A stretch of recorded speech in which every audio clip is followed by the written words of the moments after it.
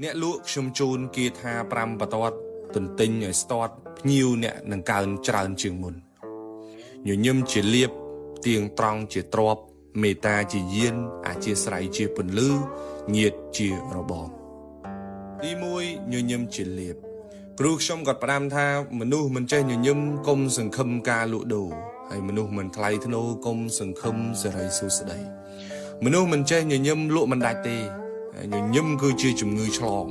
ហើយបើយើងញញឹមដាក់គេពេលខ្លះគេមិនស្គាល់គ្នាក៏អាចមកនិយាយជាមួយយើងបានដែរដោយសារតែស្នាមញញឹមរបស់យើងហ្នឹងរៀនញញឹមទៅមានជំនឿចិត្តលើខ្លួនឯងជាអ្នកលក់កុំស្ងាត់ទុយមួយស្ងៀមម៉ងគេមិនទិញយើងទេ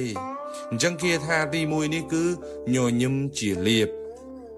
ទី2នឹងគឺទៀងត្រង់ជាទ្រប